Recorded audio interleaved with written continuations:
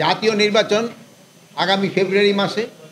এই জন্য আমাদের বিভিন্ন ধরনের প্রস্তুতিতে কীরকম হয়েছে এইগুলি আলোচনা, প্লাস গাজীপুরের যে কিছু সমস্যা আছে এইগুলি ব্যাপারেও কিছু কিছু আলোচনা করা, এগুলি ছিল আমাদের মূল। এখানে আমাদের আইন শৃঙ্খলা বাহিনীর সবাই ছিলেন এবং প্রশাসনের সবাই ছিলেন, ইভেন আমাদের কারা, তারপরে ফায়ার ব্রিগেড, তারপরে আপনার কি বলে মাদক এরও ছিলেন। আপনারা জানান যে আমাদের এই সমাজের হলো সবচেয়ে বড় সমস্যা হলো একটা হলো দুর্নীতি, আর একটা হলো মাদক। কিন্তু আমার এই দুইটা বড় ধরনের সমস্যা। তা আমরা এটাকে কীভাবে আমরা দূর করতে পারি সমাজ থেকে, এটা নিয়েও আলোচনা হয়েছে।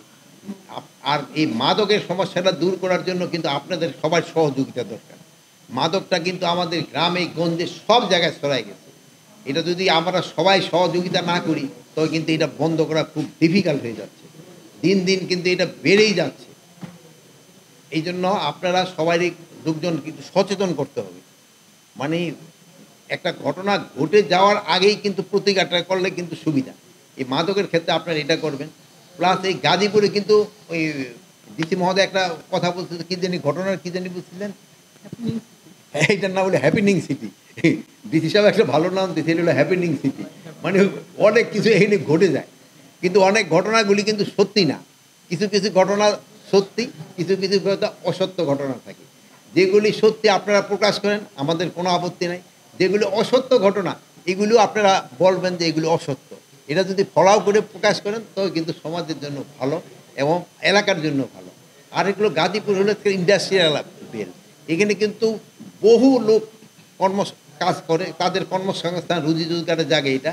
কিন্তু তারা সবাই কিন্তু এখানকার বাসিন্দা না, এটা বিভিন্ন এলাকা থেকে আসছে, তারা এখানে থাকে।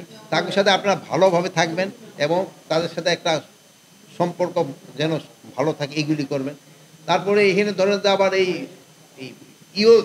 কী বলে, এই যে জুট ব্যবসায়িক সংখ্য কিন্তু আবার বেশি, তারাও কোনো অনেক সময় অনেক সমস্যার সৃষ্টি করে। তারপরে আপনার এই যে চাঁদাবাজের সংখ্য রয়ে গেছে, এইগুলি কীভাবে কন্ট্রোল করতে হবে এইগুলি সম্বন্ধে আলোচনা হয়েছে। এবং এটা ক্ষেত্রে আপনাদেরও সাহায্য সহযোগিতা করতে হবে। ফ্রি, ফেয়ার, ক্রেডিবল এবং উৎসবমুখ, এইটা করার জন্য প্রশাসন যেন সব ধরনের কাজ করে। না না, কোনো ধরনের হুমকি নেই। নির্বাচন খুব ভালোভাবে হয়ে যাবে। আপনি যেটা বলছেন এটা সত্যি কথা বলছেন। আমরা কিছু রিক্রুট করা হইতেছে এই পয়েন্টটা, প্লাস আমরা এক্সট্রা পুলিশ কিন্তু এখানে দিয়ে রাখছি, প্রায় 900 মতো এইভাবে দেওয়া আছে, 650 দেওয়া আছে। ইলেকশনের সময় আমরা আরও পুলিশ দিয়ে দেবো। জামিনে মুক্তি পাওয়ার পর যদি সে কোনো ধরনের কোনো অপকর্ম করে তার সাথে সাথে আইনের আওতায় নিয়ে আসা হবে। যেহেতু জামিন দেওয়াটা তো আমার হাতে নাই, এই কোর্ট হলো স্বাধীন, তারা তাকে জামিন দিয়ে দিচ্ছে। কিন্তু জামিন দেওয়ার পরে যদি সে কোনো ধরনের অপকর্ম করে তাহলে আমরা আইনের আওতায় নিয়ে আসবো।